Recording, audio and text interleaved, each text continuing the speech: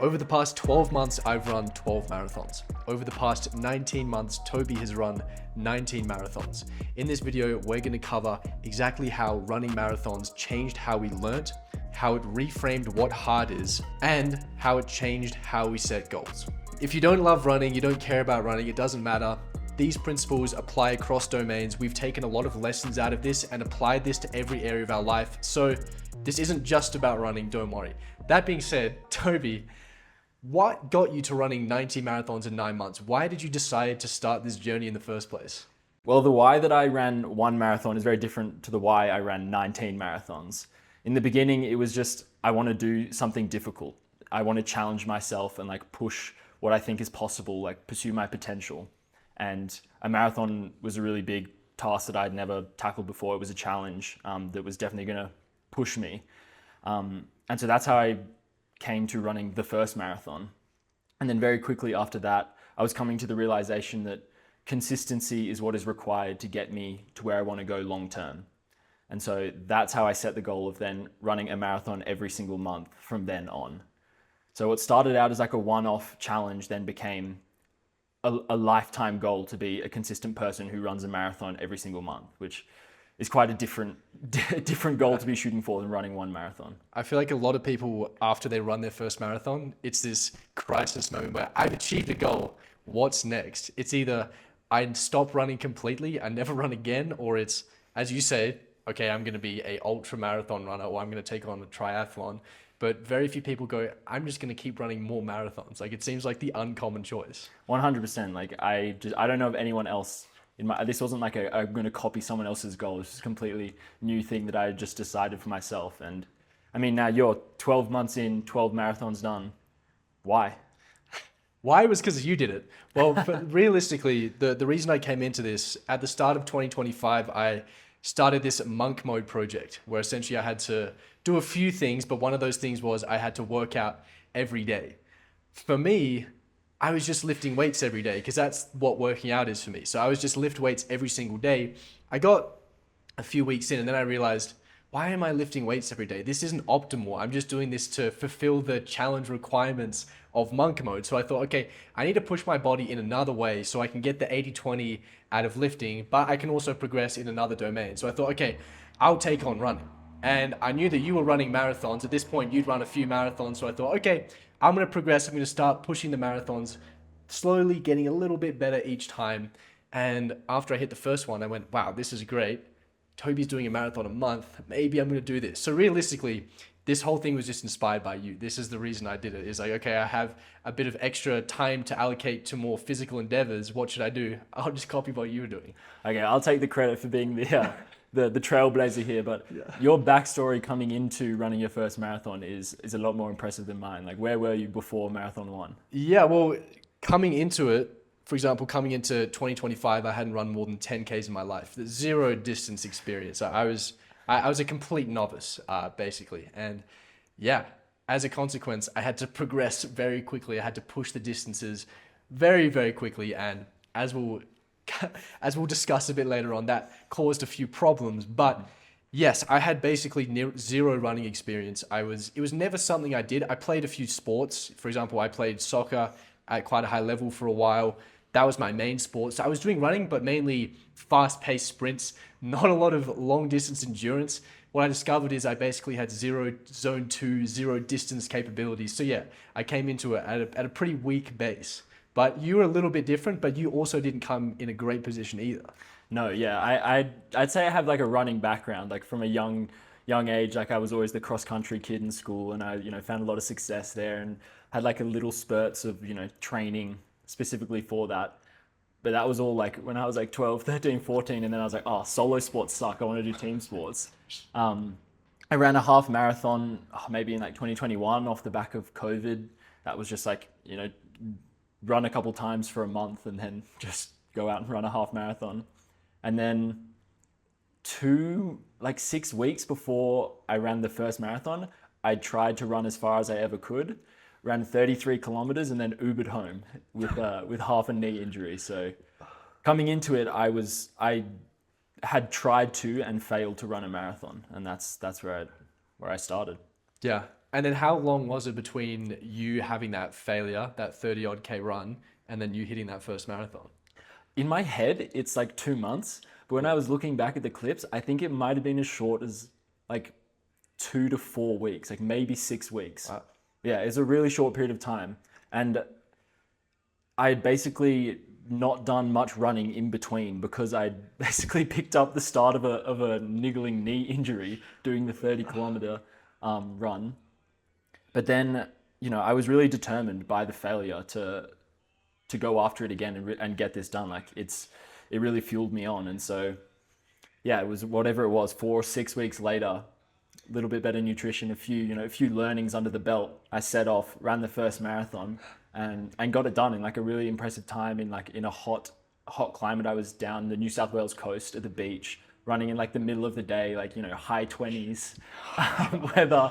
So, not ideal conditions, but I got the first one done. And, it was right around that end of the year time when you're thinking about New Year's resolutions. And I was in this phase where, yeah, I really wanted to be a consistent person. Before that point, I had felt like I was always inconsistent. And that was the biggest thing holding me back from achieving what I wanted to in life. And so that's how the 1 a month came about. And so next month rolled around and I ran another marathon, having not done much training in between. And I gave myself a knee injury that put me out for a month. And so that was a month of not running, not being able to get the marathon done for number 3. And so what did I do? I tried to run another one the next month and then catch it up and run 2 marathons in 1 month. And so I was back 4 months in, having run 4 marathons with 1 month off, gave myself another injury, even worse. Another knee injury? Yeah, another knee injury. Oh my. Had to take 2 months off. And so the dream at that point was as close to it's ever been as dying. Like this was month 6 and I'd only run 4 marathons. I'd had 2 months off, crippling injury, was feeling like in the dumps. But I really wanted to be a consistent person. And I truly believed that consistency was the key to unlocking what I needed to become the person that I wanted to be and to achieve the things that I wanted. And so I ran 5 marathons in 50 days to catch up. And from there, I was still inspired and I wanted to keep going. And so I ended up running a 50 kilometer and then a 75 kilometer and trying to push the limits. And then I thought, what am I doing? The goal here is to run a marathon a month and be a consistent person. All I'm doing is increasing the chance that I'm going to get an injury. And I'm just being drawn by these other desires. I'm not sticking to the original goal. And so I tapered back down and I've run 1 marathon every month since then. And it's just gotten easier and easier. And so now 19 months later, 19 marathons in the bank. And honestly, it's almost like a walk in the park at this point. Yeah. Yeah, yours is like a great story of this consistency and especially that 2-month injury period. I don't think, because we're talking on quite long time horizons here, 19 months, you don't look at those 2 months and you think it's quite a small period of time, but 2 months of not being able to run, that really messes with you psychologically and you really think, this is over. Like the dream is over. I can't keep doing this. There's something wrong. I'm hurting myself. This 2 months, that's really the fork in the roads there, where it was either you can quit or you're really going to have to catch up and you're really going to have to figure out a way of doing this long term. And that's when you turned it up a notch and did the 5 in 50 days. Yeah. Crazy. Yeah. No, it definitely was a fork in the road. And like that was the valley of despair, like not being able to move in general, or like run. Like, you're supposed to be running a couple times a week. And so you're getting constant reminders that, oh, you can't do this thing. It's also just something that's bringing you enjoyment and fulfillment, like pursuing this difficult goal. Yeah. And that's being taken away from you. And, that's the easiest point when it's just to give up, to move on to some other goal. But then you never build this characteristic of consistency. Yeah. And here we are. Took the different fork in the road, and yeah, it's definitely been the right decision. I mean, what I've learned, having to become the type of person that can run a marathon a month, has just trickled into every other aspect of my life and has been like one of the biggest difference makers in the amount of progress I've been able to make in my business, in health, in relationships, in lifestyle, just everywhere. Yeah, we've been able to take and extract so many lessons from this journey that just apply across domains. That's why at the start I said, even if you're not a runner or don't care about it, listen up, because I think this has been one of the greatest learning experiences in terms of an action that we've done across different areas of our life. We're going to mention later about how it changes how we went about learning, how it reframed what difficult things feels like, right? Reframing how we actually set goals in the first place. A lot of these things came downstream of us just taking on this challenge. And it was very surprising. Yeah, I mean, I had my split roads. I had the first month injury, I had to catch up. Then I had a 2-month injury, had to run the 5 marathons in 5 days. But your journey wasn't smooth sailing either. You had some road bumps. Yeah, I did. I mean, we both went through this injury problem. Your knee injury was IT band related, right? Yeah. Yeah. Okay. So anyone who tries to do distance running is probably going to come into an IT band injury.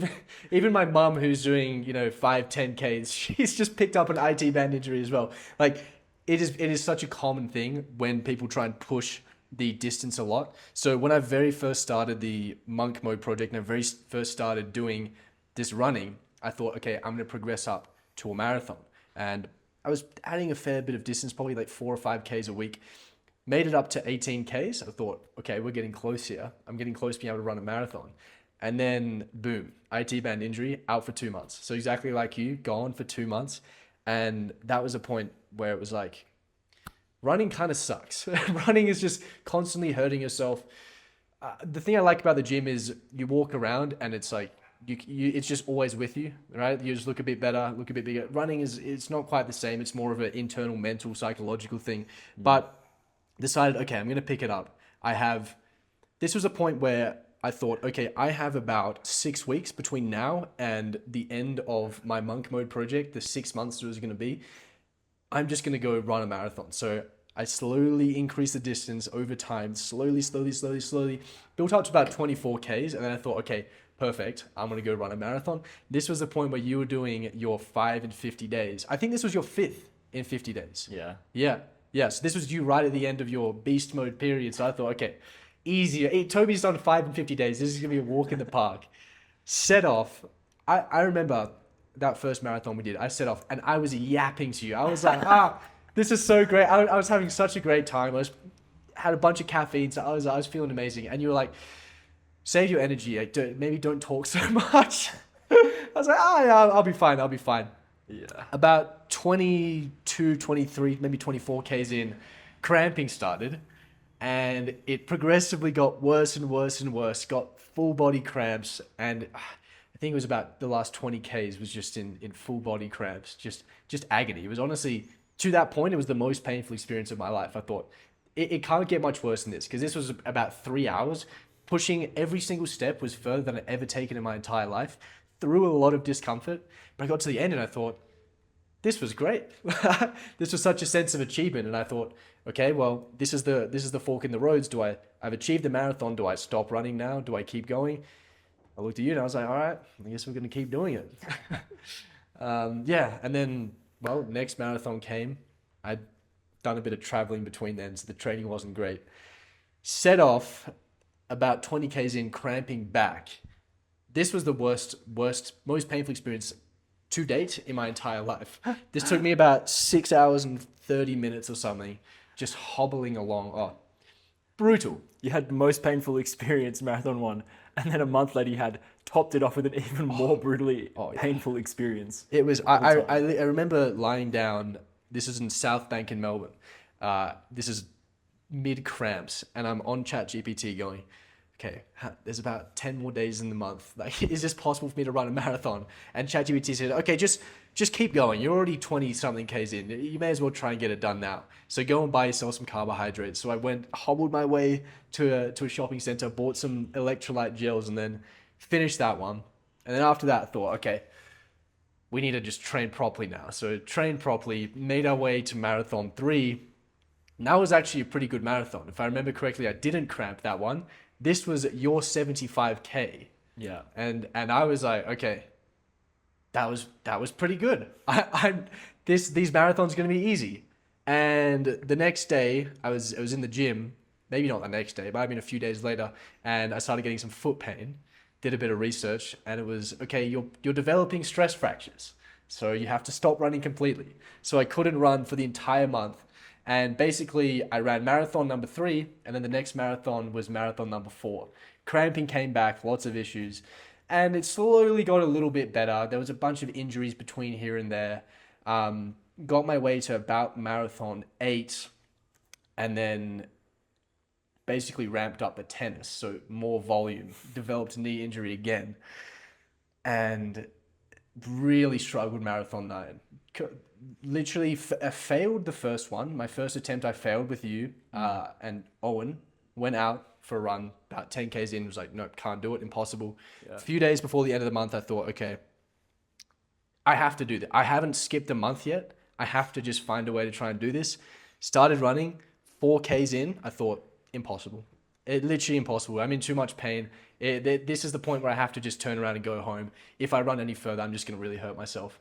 But on my way home, the pain started reducing a little bit, so I kept running a little bit further and a little bit further and a little bit further.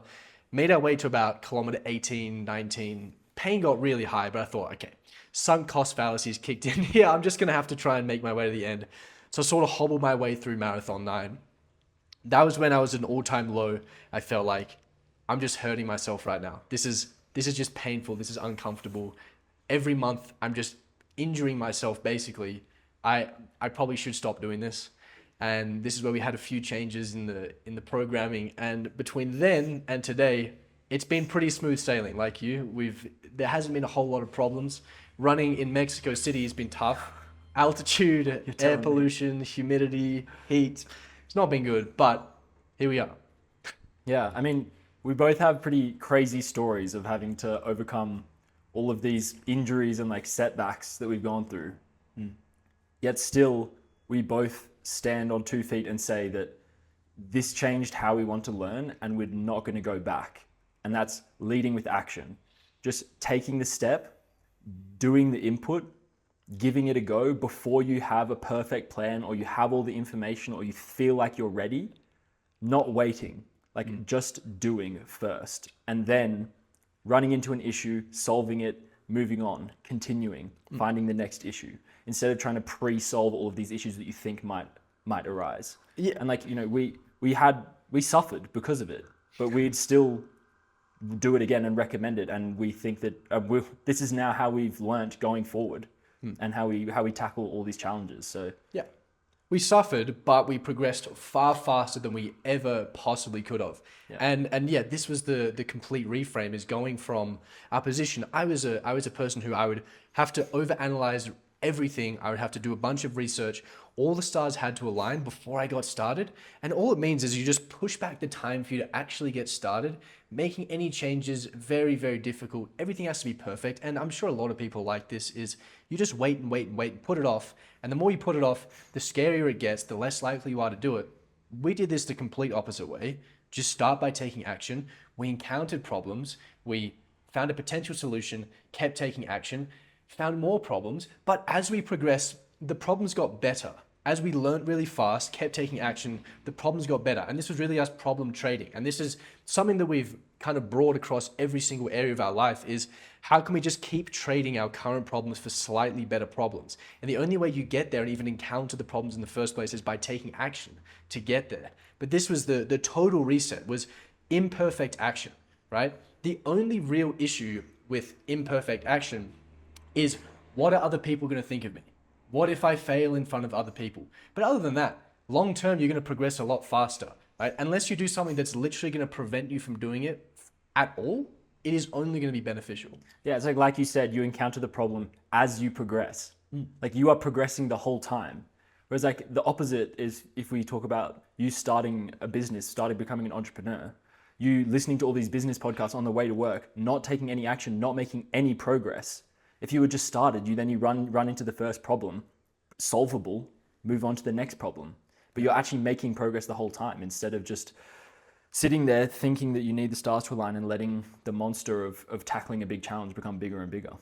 No, 100%. So yeah, this was the start of my entrepreneurial career. Started back when I was 18 years old and went, I'm going to be an entrepreneur. From that point until 23, I just read entrepreneurship books, listened to entrepreneurship podcasts. I knew everything about entrepreneurship. That's what I thought.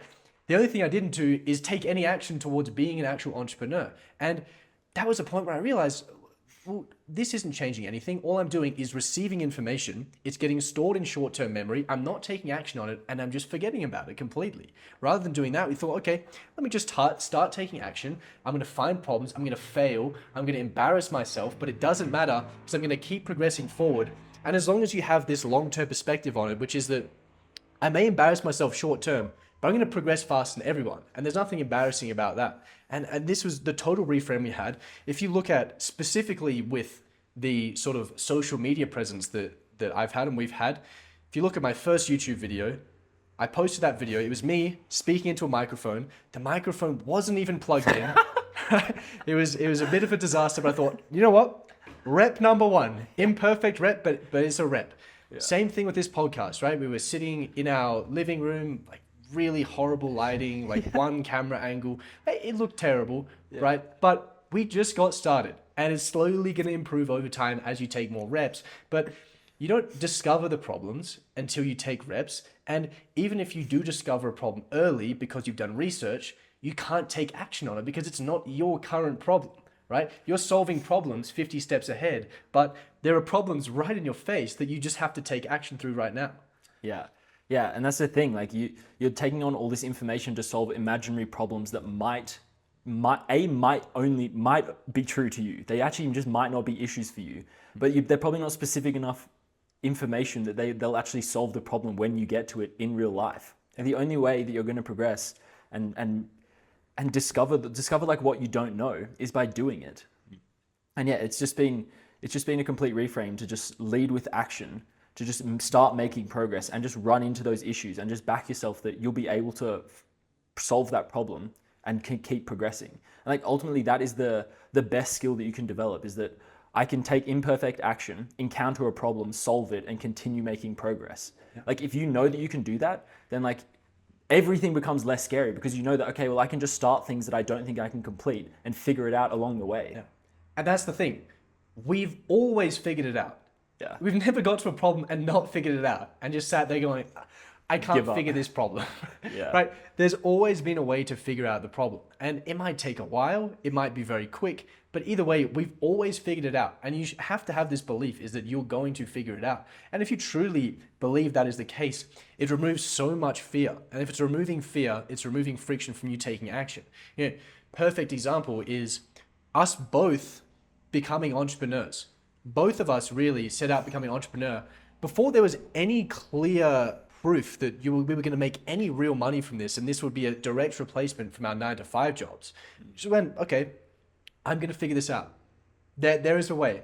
There's hundreds of people, thousands, millions of people that have done this. I'm going to find out a way. The only way you fail is if you quit. That's it.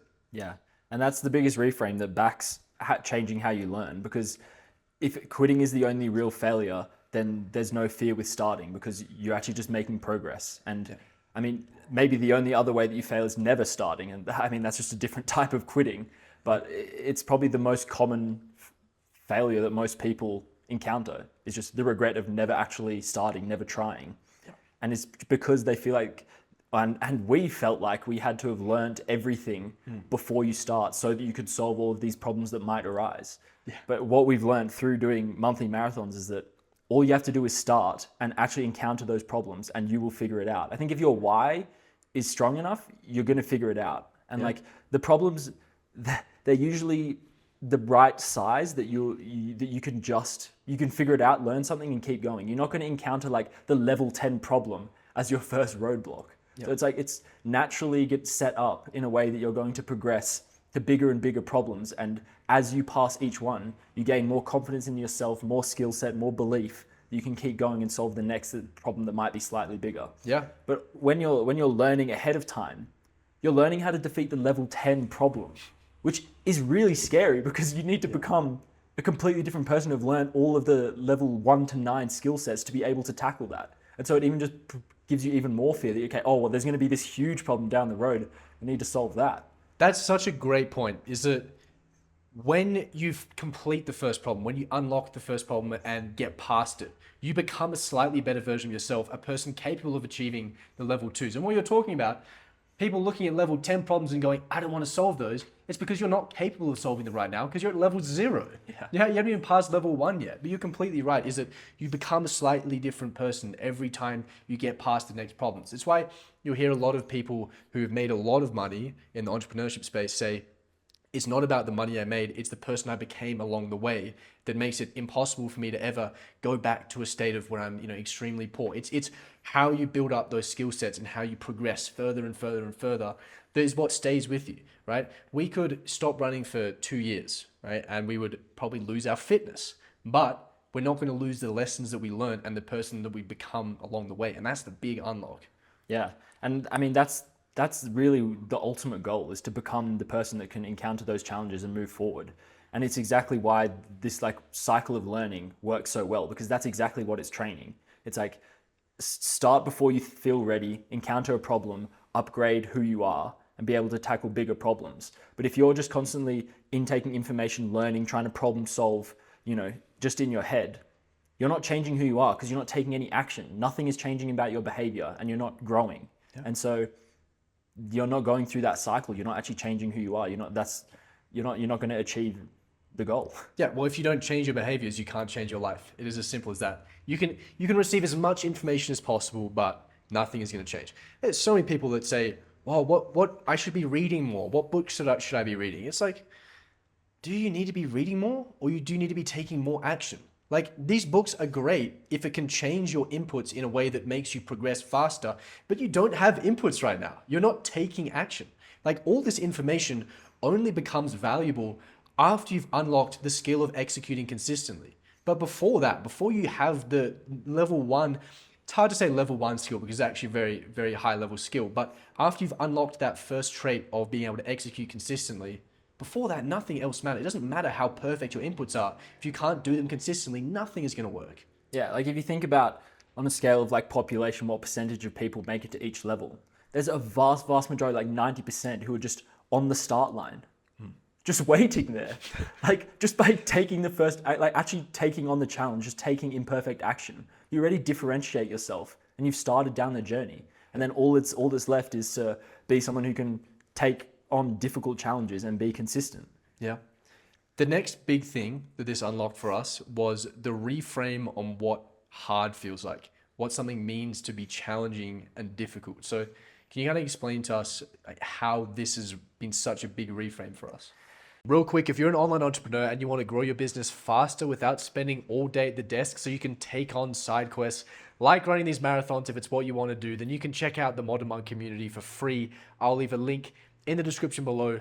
For everyone else, keep enjoying the podcast. Yeah, I think I went through a big change in my life where I started believing that more was possible for myself. Right around the time I was breaking up with a long-term partner and thinking about quitting my job, big life changes. And I had a big reframe of okay, I think a lot more is possible for myself. I have a lot of potential to unlock here if. And I thought, okay, well, I think to be able to unlock that potential, I'm going to need to encounter difficult challenges and move past them. And so what's the best way to do that is just to take on difficult things and prove to yourself that you can be the type of person that takes action against a difficult challenge. And so we talk about difficulty, and the only thing that comes to mind is that it's completely relative. So what's difficult for me right now is not running a marathon. What was difficult for me 19 months ago was running a marathon. And so taking on a really big challenge, it completely reframes what difficulty is and what is required from you to achieve it.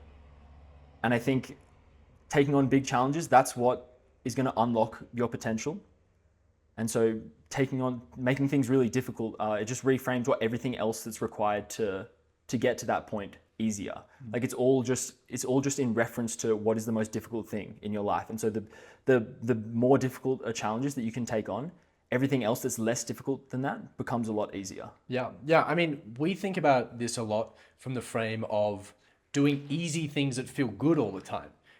All the time I speak about how a lot of us are consuming, for example, a lot of online entertainment, even consuming a lot of fake productivity, a lot of self-improvement stuff, but not changing our behaviors. We're receiving a lot of information that makes us feel really good without us doing anything. And all that does is it makes doing everything seem a lot harder relatively because it's less enjoyable and it's more difficult. So you're always going to want to revert to the easy things that feel really good. This is the opposite of this, where you're constantly doing something that is extremely difficult. So relative to this extremely difficult thing, everything else seems so much easier. And every month we do this, it is just a reminder that everything else we do in our life is actually not that hard. A lot of people look at, spending 4 hours working, right? Or going for a job, doing a workout, whatever it may be, and they look at that and they go, it's really hard. But the more that we do these things, the easier those things become, but also the easier that everything else seems in comparison. And we always talk about comparisons, not absolutes, because people look at the kind of life we live and think, well, that doesn't sound super fun, right? But we love every moment of our life. Like, everything is just so extremely enjoyable. And it's because we don't do a lot of things that feel really good and are very easy, but also we do a lot of things that are quite challenging. So it makes everything else in contrast feel very easy. And these comparisons that we make for ourselves just makes everything easier and more enjoyable. Yeah, I mean, it's probably true that the more difficult something is, the more worthwhile it is. If you've chosen something that's actually going to grow in the direction that you want, like it's aligned with what you want for your life. And yeah, the more difficult it is, the more you're proving to yourself that you can take action against something that's really difficult. And then I think the reason that we've set such big, difficult goals is because we know to pursue our potential, there's going to be a lot of actions that we have to take that are like mildly uncomfortable. And taking lots of mildly uncomfortable actions is really difficult when you're constantly having to choose like, oh, do I do this difficult thing or could I do something easier? But when you have this frame of like, oh, but I've done this really, really difficult thing and I can compare the level of difficulty of the things I need to do to this thing I've chosen to do, then everything becomes a lot more likely to happen. And like ultimately all we're trying to do is increase the likelihood that we do the right things that lead us towards the outcomes that we want. Yeah.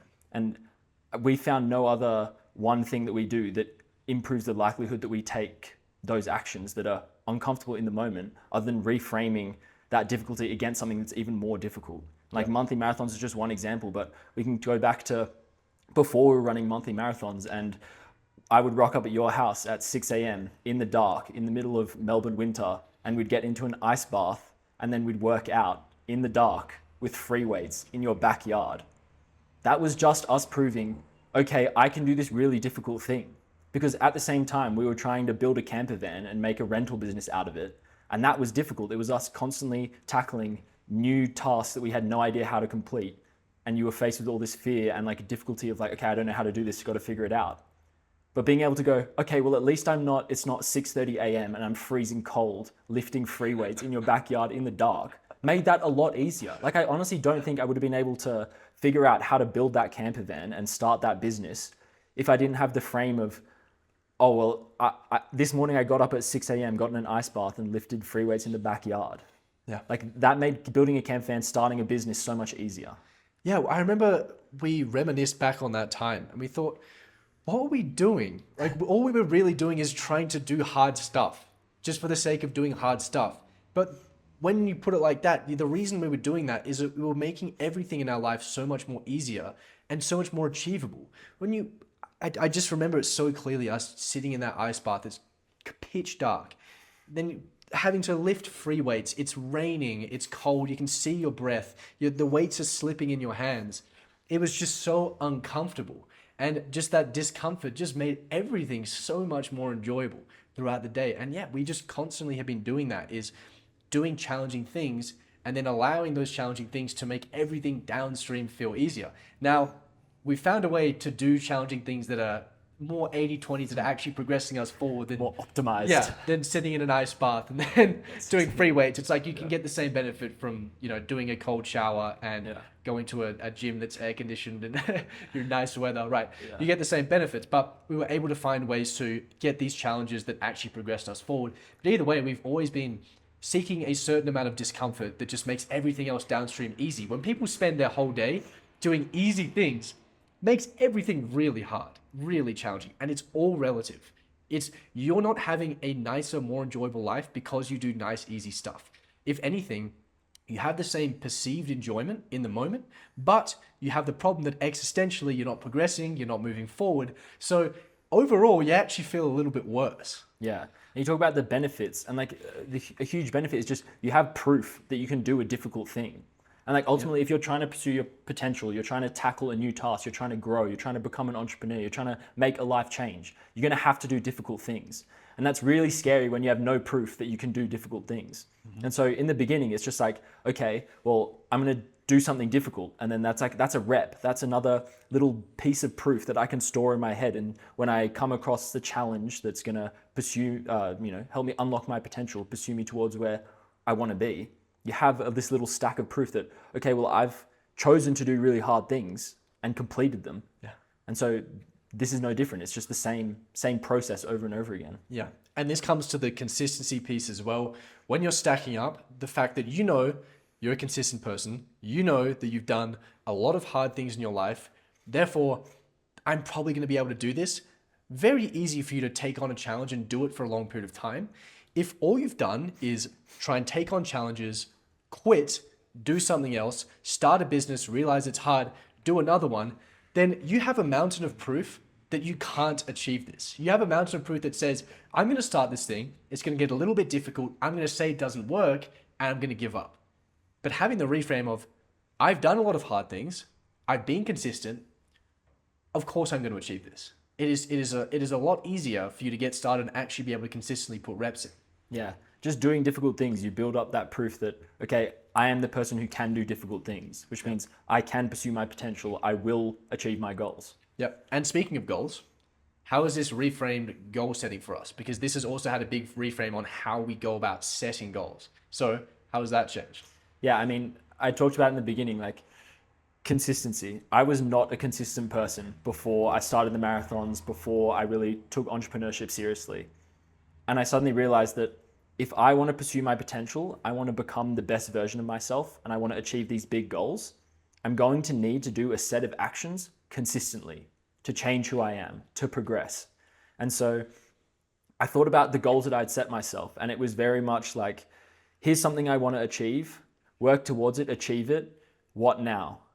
And have to go through the process of setting another goal or of changing my direction, which is ultimately not what you want to do. You want to be setting a goal that's big enough that forces you to be consistent, or that part of the goal is just is becoming consistent. And so like we talk about with the marathons, running one marathon is a great goal if the outcome you want is to be able to run 42.21 kilometers.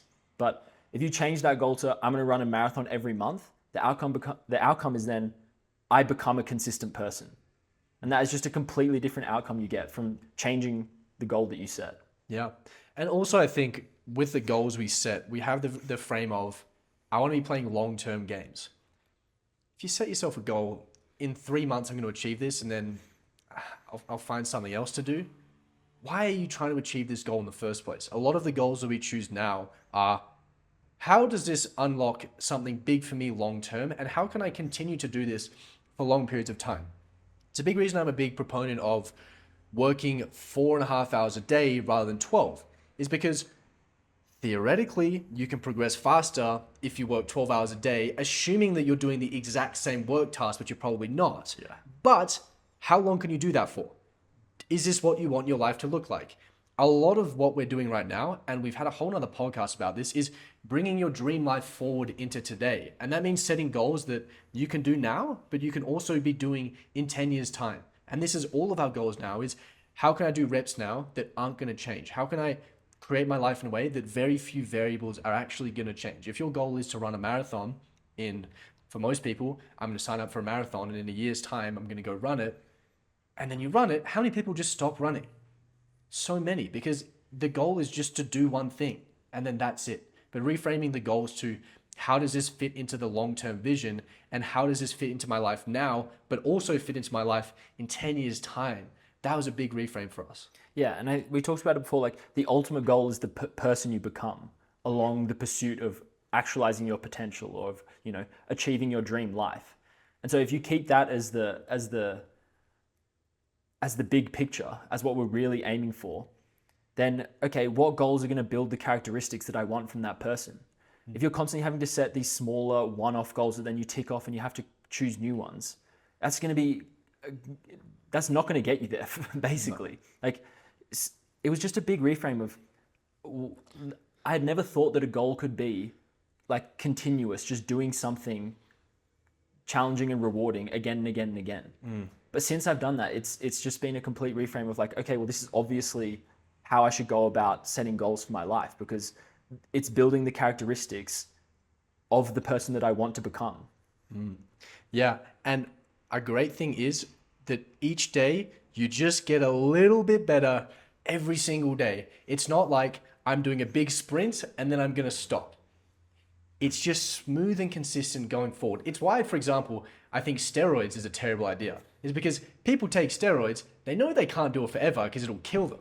So it's like, I'm going to make all this progress in the gym. There's a lot of other reasons that steroids are terrible for you, but a huge one is you make all this progress, you look at yourself in the mirror and you go, I'm amazing. And then it's like, well, now I have to jump off cycle because I can't keep taking steroids forever. And then they get deflated and they go, this sucks. I was big before and now I'm smaller. Rather than, let me just slowly get better and better and better and better and better. And in the years from now, you're a better version in every single facet of life than you were a year ago, because it wasn't you taking a sprint and then slowing down, taking a sprint and slowing down. It's just this psychological reminder that each day you're getting a little bit better. And this is the way we've crafted so many areas of our life. Lifting weights, running, with our business, it's all sustainable, which means that every day you get a little bit better, rather than working 12 hours a day, rather than running every single day, rather than going to the gym every single day of the week. You do it in a way that you can just maintain it long term. And then every day you just see yourself getting a little bit better. It might not be the fastest, but long term, it's going to be the fastest. And long term, it's going to be the most enjoyable. Yeah. And you talk about this a lot with like the daily routine and the chain for your morning, and removing decision fatigue, because every decision that you have to make is just an opportunity that you make the wrong one, and then you don't get the actions done that you need to progress towards the goals. I feel like almost the same thing is true with the goals themselves. If you're constantly, achieving all of these little goals, you're constantly putting yourself in the position where you have to choose, okay, what's my next goal going to be? What am I going to do? And everyone knows that, like, being in the flow state when you know what the actions are and all you need to do is execute, is so much easier than being like, okay, I got to figure out what the actions are. And like, and then you're again in this position where you're at the start line and you have to take the first step. Like, if you set yourself a goal, I'm just going to consistently do this one thing for a really, really long time, you only have to get off the start line once. Yes. And like, getting off the start line is the biggest thing holding most people back. So why would you not set yourself a goal where you only have to get off the start line once? And then it's just, okay, I know what I'm doing. I just do it every day. I get a little bit better every day. And you become the person you want to along the way. Yeah. I mean, I was looking at sort of my vision of what I want my life to look like in a year and a half's time. And I looked at it and I thought, because everyone has this desire, I want to take on new things. But I looked at that and I went, I actually don't need to change or add anything. I just need to keep doing what I'm currently doing, and I'm going to be just exponentially better in all areas. And being able to have this in a way that it can all fit into your life, you don't have to consciously make decisions about it. You just have to take action. So enjoyable. Just seeing the progress every day, not having to constantly think about it, not constantly having to have new goals or be worried about burning out or how long can I do this for. The question should be, I can do this forever. It shouldn't be a question. It should be a statement. I can do this forever. It shouldn't be how long can I do this for. It's what can I build now so that I can continue doing this for long periods of time. I always look in every area of my life, where can I do something where I front load a bunch of effort and then I can continue to get rewarded for months and years to come. There are so many areas that we can do that. But if you're constantly changing goal, if you're constantly sprinting and then walking and then sprinting and then walking, it's very hard to ever build a system where you front load a bunch of effort and then just continue to get rewards over time from just basically switching off your brain and just taking the actions that you know are going to lead you to these goals. Yeah, no, it's so true. And it's kind of veering into what we talked about in previous podcasts about the long-term vision and building your dream life. Because once you have those two things set, you should basically be able to set goals that align with your long-term vision, with the dream life that you want to create for yourself.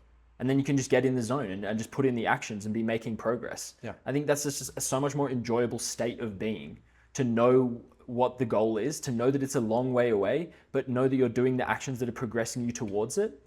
And especially like with the monthly marathons, you get this reminder every month. It's like, okay, you've done that thing. Like you've achieved the goal, and then you achieve it again, and then you achieve it again. It's like you get the reward every single time that you add a rep, but you're not having to, completely reshift and rethink, okay, what am I trying to achieve here? What are the inputs that I need to do? That's just like a waste of time and energy and an opportunity for you to make the wrong choice and veer off path. Yeah. I think a lot of what we look at is how can we kind of align ourselves with our goal, set that in place, that long-term vision, and then just have a set of actions right now, a set of inputs that are imperfect, but you just start, unlock the trait of consistently executing. Once you have consistent execution towards a long-term vision, only then look at starting to modify the inputs, make them slightly better. And you modify the inputs when you encounter problems. But this is so much easier when you have the long-term vision and when you can just set the goals and know that these goals they're just going to sit there and they're going to keep compounding and compounding and compounding. I'm going to tweak a little bit and get them a little bit better. But it's not huge course corrections. It's not, here's a new goal or here's a new business model. It's nothing like that. It's more, these are small tweaks and improvements I can make to get a little bit better returns on our time. Because realistically, when you have the vision and you have the inputs and you have the execution, all that's left to do is increase your leverage slightly every single time. How can I get slightly better returns on my time each time, especially when I encounter new problems, so I can get better and better and better and better. But there's very little that has to change. When you have to change everything about your life all the time, it's really frustrating. You're always doubting yourself. You're always questioning yourself. It's a lot harder way to live in general. Yeah, and like we talk about getting to level 10. It's like ultimately, you want to progress, you want to pursue your potential, actualize it, chase these really big goals. You're going to need to eventually solve those more difficult niche problems. You only get there if you're doing the same things over and over again for a really long period of time. If you're chasing short-term goals and then changing what the goal is and what the inputs are, you never find those little nuanced, I can tweak that and find out this, really valuable piece, change. Yeah. You only get that when you have this long-term vision. You're doing the same things over and over again. Yeah. You just have to have that consistency, and it's what unlocks, those little niche inputs or those little niche changes that make all the difference. Yeah, and this was really back to our first point, which is changing how we learned and our learning mechanism. And if we bring that back to how we were running, for example, for me, I started with very imperfect inputs. I didn't have a coach. You gave me a few tips and I used a bit of ChatGPT. And the first few marathons I ran, I was eating dates as my carb source. Nowhere near enough. First marathon, cramped a bunch.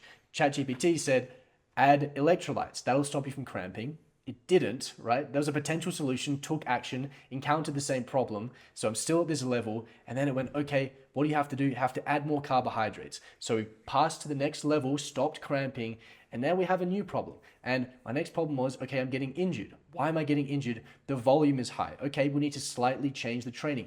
But we kept progressing to the next level, kept getting better and better and better problems. It got to a point where the problem was, I'm running 5 days a week. I don't need to be listening to music all the time. Is there some way I can slightly make this a more efficient use of my time? Okay, let me start learning languages while I'm running. So we've both been doing that. We encountered problems and progressed to the next level and found better and better and better problems to the point where there's very little we really have to change unless we change the goalposts. Right now, the goalpost is just run a marathon a month. The inputs aren't going to change very much at all, but this all led back from action, problem, here's my level, find a potential solution, take action, okay, didn't pass this level, we're going to have to find another way, but you keep snaking up and keep moving forward up and up and up the levels. And this was really back to how we changed, how we learned. Yeah, and you get these compounding benefits. We can both say we've run a huge amount of marathons consistently for a long period of time. But it's okay, and we get to spend that time, learning languages, and we get to just enjoy running around cool places that we're living. Yeah. There's all these things that we've unlocked on the back end of setting a goal that we have to be consistent doing a difficult thing over a long time period that we just never would unlocked if it was run a marathon, then take on some other, difficult physical challenge. Yeah. All of these, things that make our life so much more enjoyable, we've unlocked just because of how we set the goal. Yeah.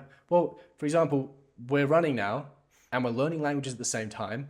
Now, because we have online businesses, we're able to live wherever we want. So now we have this location freedom.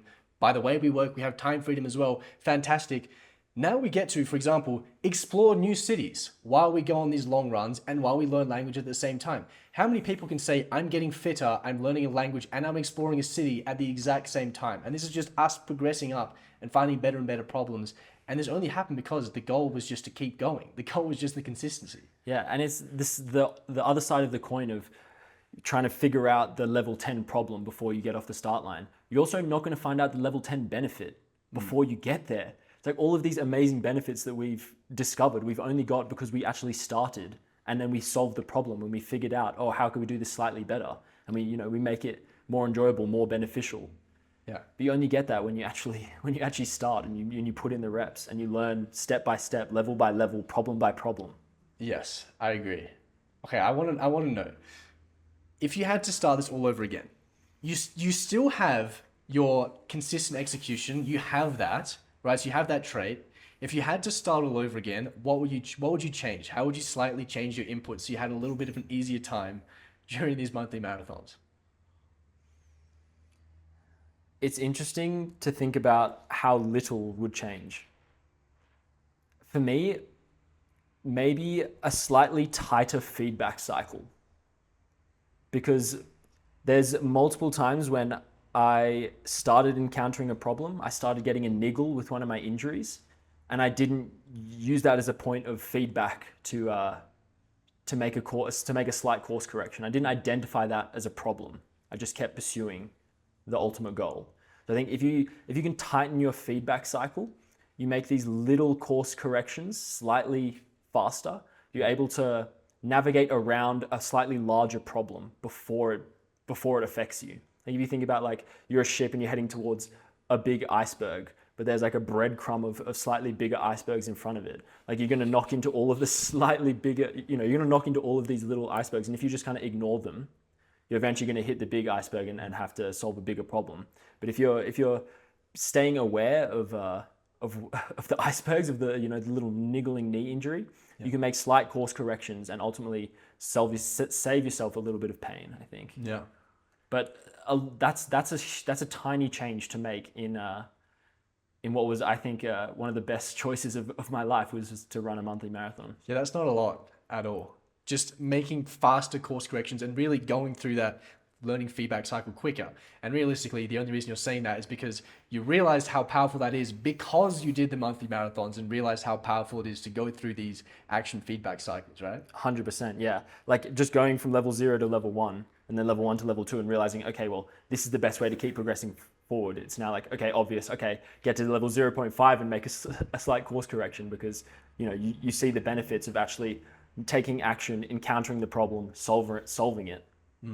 Yeah, I honestly think mine would be very similar to yours.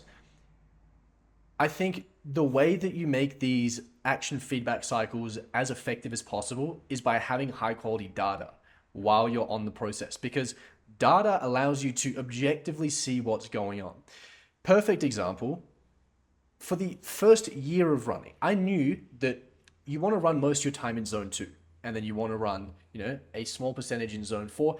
You don't really want to be spending a lot of time in zone 3 if you're trying to progress your distance running without adding a huge amount of fatigue, for example, would increase your injury risk a lot. I didn't really, I knew about it. I thought I was doing it, but I wasn't tracking the data so closely. A few months ago when we arrived in Buenos Aires and I went, I'm at an all-time low here. I keep injuring myself. What's going on?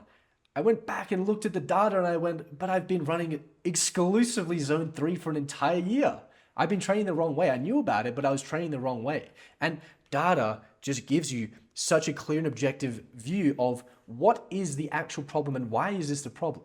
And especially now that we have AI can interpret that data very quickly and tell you why you have this problem and allow you to progress faster. But because I wasn't looking at the data and collecting the data and analyzing it as effectively, it definitely slowed down the feedback cycles a little bit and probably slowed down my progress slightly, but I still ran a marathon every month for 12 months and I didn't miss a month. So yes, it wasn't perfect, but not a whole lot we would change. Just leading action and then figuring out along the way. Yeah, there's maybe another small thing that I would change, which made me think about in December when I had a hospital trip after one of my marathons. Probably worth touching on. Okay, the goal was to run a monthly marathon. Somewhere along the way, I started getting bored. I started straying from the goal, and I went, okay, I'm going to run 50K, and then I'm going to run 75K. And then I was like, okay, no, this isn't the goal. I'm just going to be putting way too much strain on my body. I'm going to pick up another injury. I was like, okay, no, I'm just going to run a marathon every month. And then I kind of got a little bored again. And then I was like, oh, I need to like be doing something more difficult. Let me try and run like a PR marathon. And so I ran a PR marathon at a heart rate average of like 180, like zone 4.9, basically touching zone 5. And I got it done in 3 hours and 17 minutes. And I was like, oh, great. 2 days later, hospital visit. Having eaten too much Christmas food after such a vigorous, intense 3 hours, my gut just absolutely shut down. I needed to be IV to get a bit of fluids back into me to recover. But that's something that I would change if I was to do it again, is just stick to the goal. Don't get led astray by, oh, there's this shiny new achievement that I could get, or, I can prove that I can do this other thing as well. Like, just sticking to the goal, you'll get all of the benefits without all of the downsides of that I experienced from straying away, which for me was a hospital trip and a lot of extra fatigue and pain from running longer than a marathon. Yeah, that's a very good point. I think a lot of that comes from looking at what other people do. Yes. For me, I look at what everyone else is doing when they're running and I think, God, I'm slow. I'm so slow. But I always have to bring it back to, okay, but you're only running 3 days a week and you've only been running for a year and you've had a few injuries along the way. What else can we really be expecting? But also, who cares? It doesn't matter. Your goal is not to be fast. Your goal is to run a marathon a month. And if your training is good, you're going to get faster as a consequence. But looking at what everyone else is doing is it's a tough thing to do, especially when you're 80-20ing it. Because if you're 80-20ing something, you're not going to be the best in the world at it, right? We're not going to be the fastest marathon runners ever if we're trying to also max out our physiques. We're trying to, I'm trying to basically carry as much muscle as my body can take at a certain body fat range.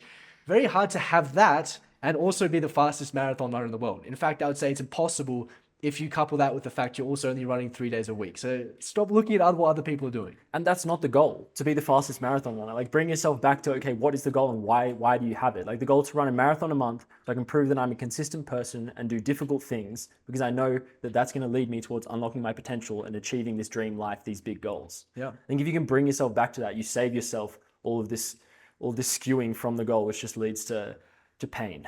Yeah. 100%. I think we touched on this in the previous podcast, is that if you're not willing to do what other people do to get to those outcomes, then don't try to get those outcomes, right? For example, if you look at someone who's working 12 hours a day and you say, I want to make the amount of money they make, but you're not willing to work 12 hours a day, then you're just torturing yourself. If you look at someone who's running 2-hour 30 marathons and you go, but I still want to be really jacked and I only want to run 3 days per week, don't try to run 2:30 marathons, because you're not going to be able to achieve it, and it's just going to provide a lot of pain and discomfort that is just so unnecessary. Yeah, I think the saying there is, an unmet desire is a contract with yourself to be unhappy. So you have to be very aware that you're going to desire all these things because you're just looking at what other people are doing. So you need to keep yourself focused on what the actual goal is and release all of the other desires that are just fluff around it, that are just based on how you want to be perceived by other people, and stay on the course of, okay, why do I have this goal? Because I want to become the best version of myself, achieve these big goals. Yep. And then, you have this path of fulfillment where you're taking action and becoming that person. Yes. And slowly getting better, rather than going, I want this big outcome, sprint, walk. I used to be better at this, but I'm sacrificing here. Pain. Yeah. Pure pain. Not the way to do it. I want to know, what was your favorite moment from running these monthly marathons? What was your favorite moment on this journey? God, there's a lot to choose from. I mean, there's such big accomplishments, and there's such a feeling of fulfillment when you run a marathon at the end of it. The first one comes to mind as an option, but no one forgets the first time. No one forgets the first time. To be honest, I think it was the first marathon I ran with you. I think for me, it was a level of discomfort that was painful, but manageable. And I had the proof already that I knew that I could do this. And I was running with you for 21 kilometers, having full body cramps, trying to lead the way and spur you on. And I don't know, it was such a rewarding experience. To just share it with someone else who has a similar, pardon me, who has a similar goal to me. And just like share that, the fulfillment at the end of it of you've both achieved this really difficult thing. And to see you strive through such a difficult experience, like it pushed me on to know that more was possible, more was could be unlocked. More was possible. Yeah, more was possible. No, that was my favorite as well. That first marathon, doing that with you, it was so good. I honestly, that would not have been possible without you as well. Because Toby's running there next to me.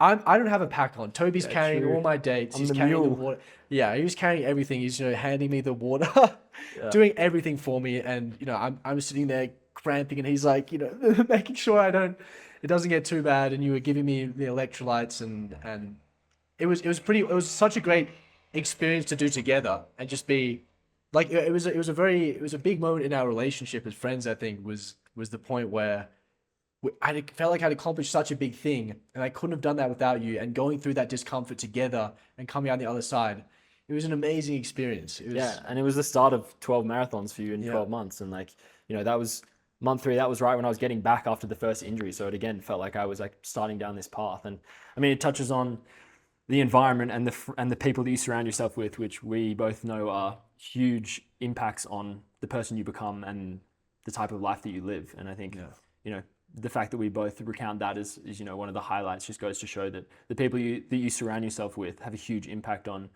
the types of activities the actions that you take, and then downstream of that, the person that you become, and along the whole way, along the path of that, the enjoyment that you get out of it.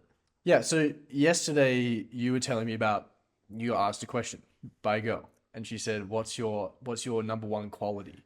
And I can't remember what you said, but she said, "I thought you would say discipline."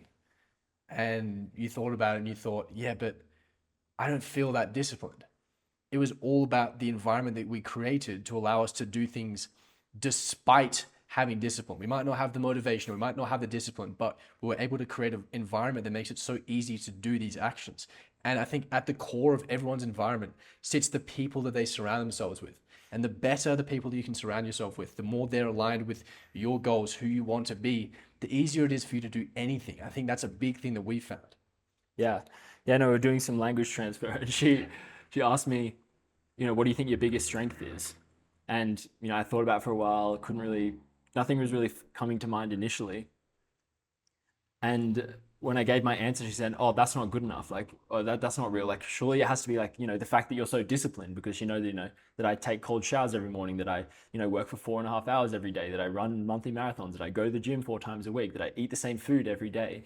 But to me, it just doesn't feel like discipline, because it's just the lifestyle I've created, the person I've surrounded myself with, and the physical and the environment that I'm in doesn't make it feel like discipline. It's just what I do. And I think if it feels like discipline, it's probably going to be really difficult to do it long term. But I think when you hack your environment so that you are surrounded by the right people and the right physical environment to make those actions seamless and easy, then you're no longer relying on discipline. Yeah.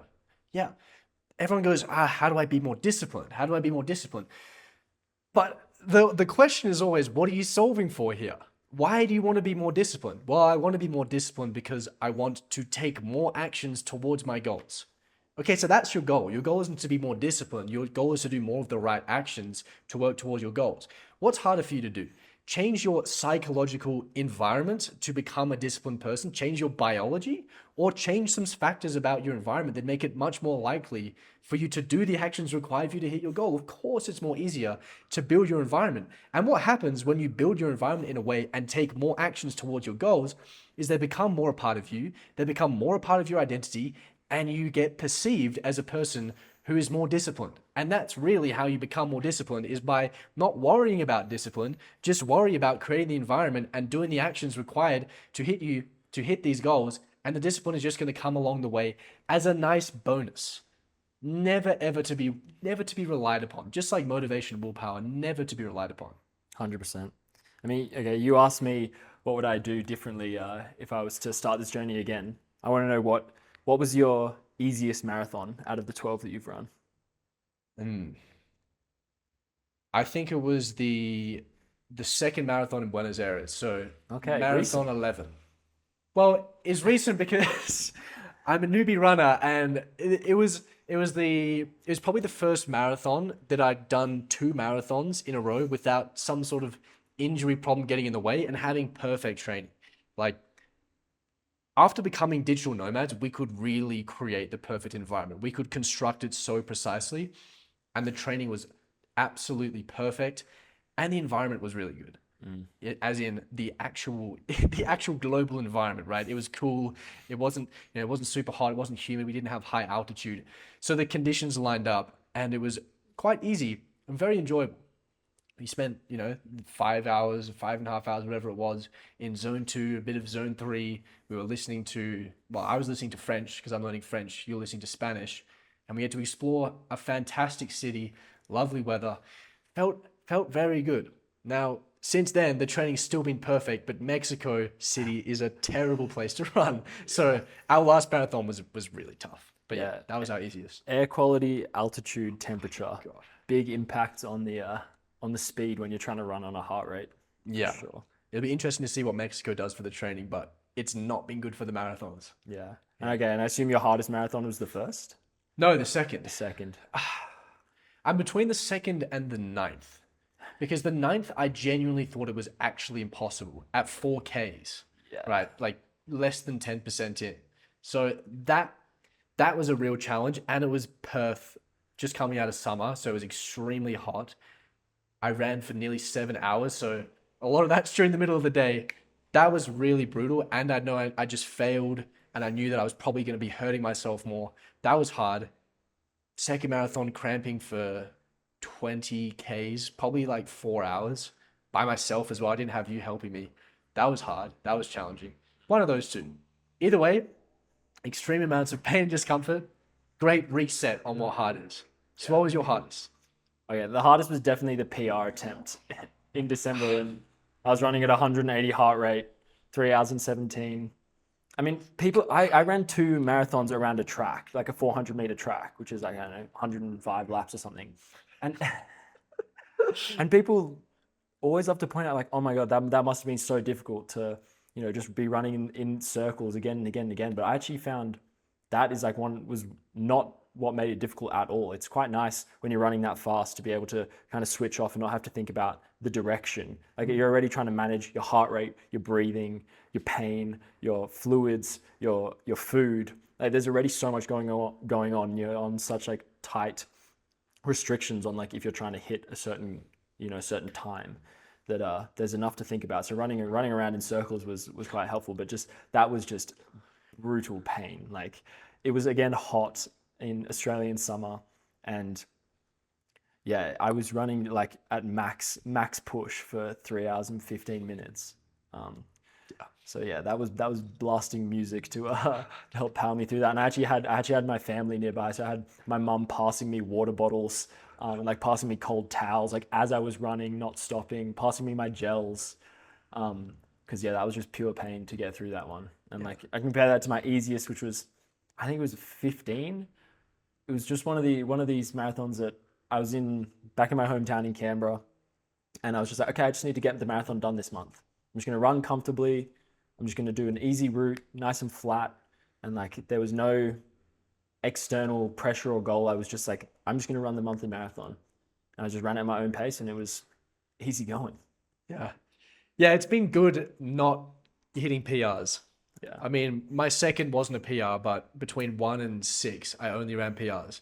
And ChatGPT was like, don't do that. That's not smart. Yeah. Again, it's just straying from the goal. Like the goal is to run a monthly marathon. We get all of the benefits from doing that. You get none of the benefits from saying, oh, but I'm also going to run a PR this one. Oh, I'm going to run 50K instead of 42. Yeah. Insane. All right. Well, I mean, it's been a quite the journey for both of us. I don't want to count my chickens before they hatch here, but I think that we've figured out a way of doing this without without the story being so interesting, let's say, without the injuries and without the drama. Yeah. It's become a bit more stable now, which is nice. but it's been quite the experience. A lot of learning. I'm sure there's gonna be a lot more learning to come, and we'll update you guys on what we discover along the way. But yeah, I think it's going to be an interesting check-in. I wonder what marathon we'll be at when we next do a podcast dedicated to just the marathons. Because yeah, like you said, I think there's going to be a different type of learning that happens from 12 and 19 to whenever we next check in.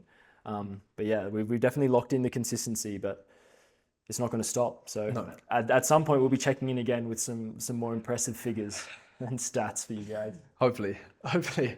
All right. Well, any parting words or? It doesn't have to be running a marathon. Like, I don't want the takeaway from this episode to be, oh, I need to start running. I need to go out and run further than I ever had before.